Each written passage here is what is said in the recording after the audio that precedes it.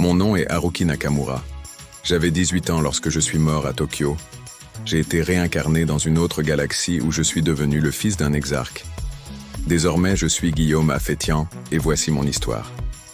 Je rencontrai Athanase Giuseppe, prince de Nobourg, l'année de nos 9 ans. Il en paraissait 15. Non qu'il fût plus grand, ses pommettes restèrent rondes et sa voix pouvait encore se briser. Mais ses yeux, un vert d'émeraude autoritaire, portaient déjà la gravité d'un homme qui sait qu'il pèse sur la balance de la galaxie, si ce n'est de l'univers. Ce n'était pas un enfant, c'était déjà un rouage, un pari dynastique. Notre première vision l'un de l'autre eut lieu dans l'aula de l'Académie royale, le pensionnat austère, où l'on forgeait la prochaine strate dirigeante du royaume, droit comparé rhétorique, géopolitique, mathématiques, psychologie, sociologie, histoire, escrime et stratégie militaire. Des savoirs sans lyrisme mais taillés pour infléchir les planètes. Tout le monde là-dedans portait un nom qui ouvrait les portes. Je restais l'unique fils d'exarque de ma promotion. Ce n'était pas une anomalie, juste une reconnaissance de mon mérite.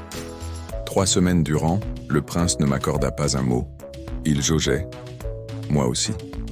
Je savais déjà que le premier échange façonne la hiérarchie plus sûrement qu'un décret. Quand il m'invita enfin à flâner au jardin suspendu du palais des princes, édifice de marbre bleuâtre, surplombant la capitale comme un verdict, je compris qu'aucune flânerie n'était prévue. C'était un entretien. Il me posa une unique question. Qu'est-ce que je pensais de la gestion du duché de Mernan? Je lui livrai mon opinion en proposant des solutions. La réponse qu'il attendait. L'art du pouvoir est de dire le vrai quand cela est possible et de trouver les solutions nécessaires à sa résolution. Il inclina la tête. L'examen était clos. Le compagnonnage, engagé. Les années qui suivirent furent un tissage lent de rituels muets. J'étais son compagnon, jamais son ami. Il ne me céda ni ses effrois, ni ses rêveries. Il m'offrit mieux, sa confiance fonctionnelle.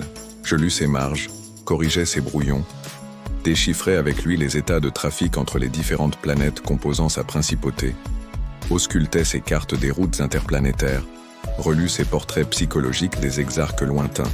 Il possédait une mémoire vorace, une discipline de fer et une ambition plus froide qu'un corridor spatial. J'appris vite que je n'avais pas l'exclusivité du masque. Athanase devenait prince chaque jour, par la contrainte, la rature, le renoncement. Il polissait son rôle comme on aiguise une lame, jusqu'à ce que le métal s'oublie et que seule subsiste la coupe. Et moi, je n'étais plus l'adolescent invisible de Tokyo, ni tout à fait Guillaume Affétian.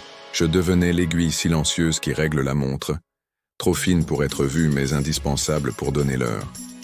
D'enfant d'exarque à conseiller d'un prince en devenir, il découvre que l'influence ne se conquiert pas par l'épée, mais par la stratégie, le silence et la mémoire.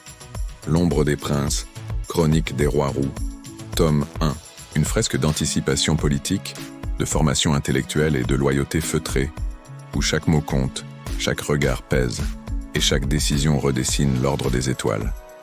Disponible dès maintenant sur Amazon.